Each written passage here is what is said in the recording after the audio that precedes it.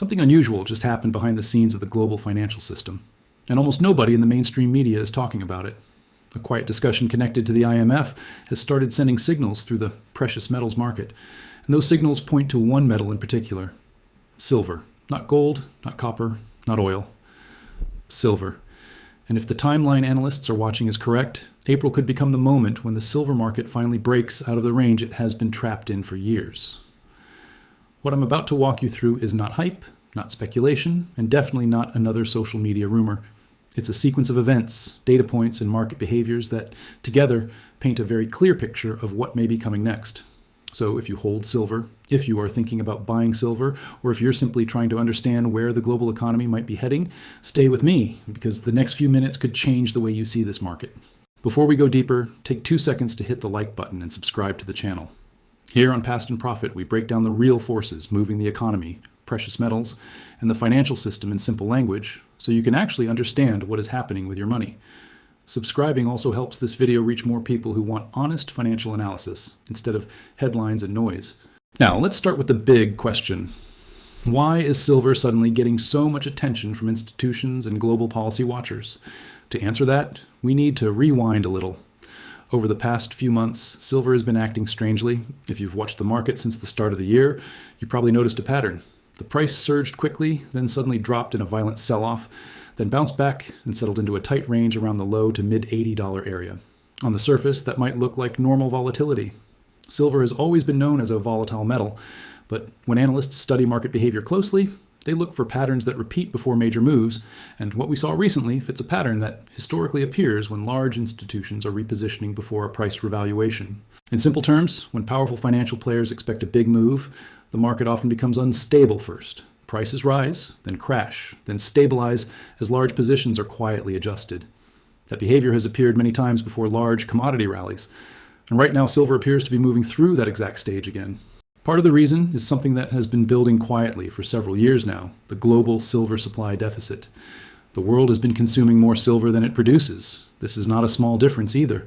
Over the last few years, the combined shortage has reached hundreds of millions of ounces. That means industries and investors together are using silver faster than mines can replace it. When a deficit like that continues long enough, it eventually forces the market to correct through higher prices. But the shortage alone is not the whole story. The real pressure is coming from something much bigger: the global energy transition. Governments around the world are pushing aggressively toward renewable energy systems. Solar panels, electric vehicles, advanced batteries, and modern power grids all require significant amounts of silver. It's one of the most efficient electrical conductors on the planet, which makes it critical for modern energy technology. As countries invest trillions of dollars into clean energy infrastructure, silver demand is quietly rising at the same time.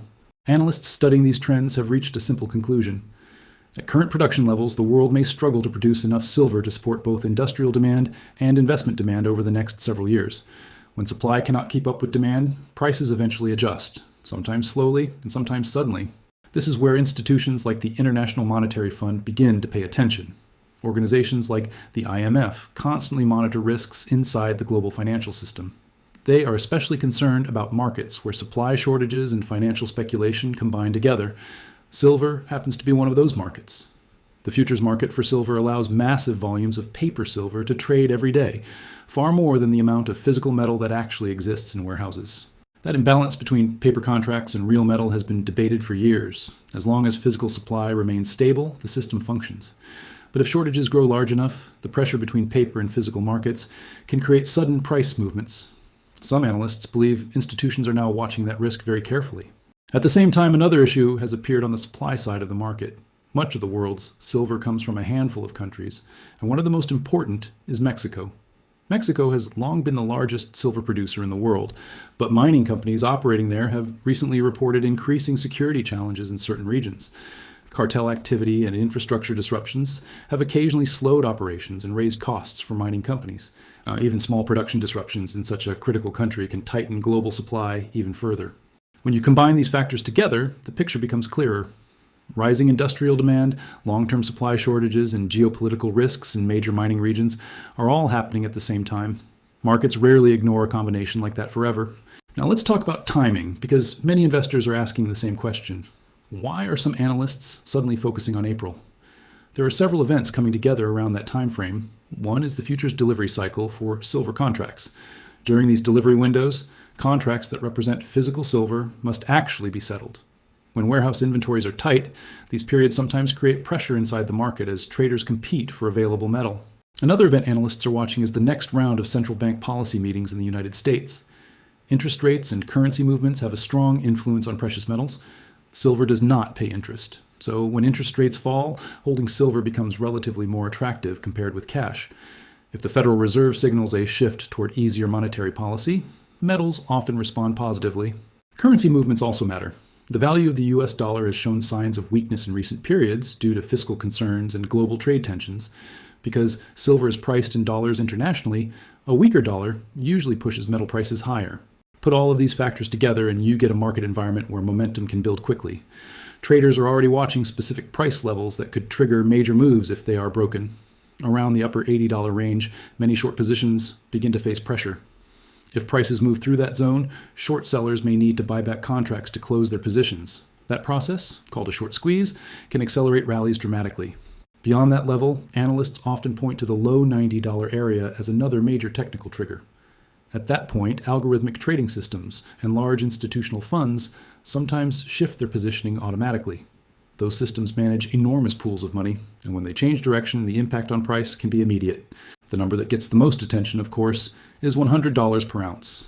For years, that level has been discussed as a psychological barrier for silver. If the market ever approaches it, headlines alone could attract massive new investment demand from around the world. But it's important to remember that markets rarely move in straight lines. Silver is known for extreme volatility. Large rallies are often followed by sharp pullbacks before the next move higher. Long-term investors usually focus less on day-to-day price swings and more on the broader trends shaping supply and demand. So what does this mean for individuals watching the market today? Many investors approach silver in three main ways. Some prefer physical metal like coins or bars because it represents direct ownership without relying on financial intermediaries. Others invest through mining companies, which can sometimes rise faster than the metal itself when prices increase. And a third group chooses exchange-traded funds that track the price of silver for convenience and liquidity. Each approach has advantages and risks, which is why personal research and financial planning are always important. Markets can surprise even experienced analysts. What makes the current moment interesting is that several powerful macro forces are aligning at once. Industrial demand is expanding, supply constraints continue to build, currency uncertainty remains high, and geopolitical tensions are pushing investors toward real assets they believe can hold value during unstable periods. History shows that when enough of these pressures build together, commodities eventually reprice. Sometimes that adjustment happens gradually over several years, and sometimes it arrives suddenly when the market finally recognizes the imbalance. That is why discussions around silver have grown louder recently among analysts, economists, and investors alike. Whether the big move happens next month, later this year, or further in the future, the underlying forces driving the conversation are becoming harder to ignore. And that is exactly why channels like Past and Profit exist. Instead of chasing headlines, we focus on understanding the deeper economic trends shaping markets over time. When you understand the forces behind price movements, short-term volatility becomes easier to handle and long-term opportunities become clearer. Now, I'm curious to hear your perspective. Do you think silver could finally break out this year? Or do you believe the market will stay stuck in its range for longer? Drop your opinion in the comments below because I read every comment and your insights often shape the topics we cover in future videos.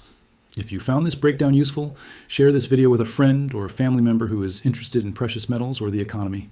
The more people understand what's happening behind the scenes in global markets, the better financial decisions they can make. Thanks for watching Past and Profit, and I'll see you in the next video.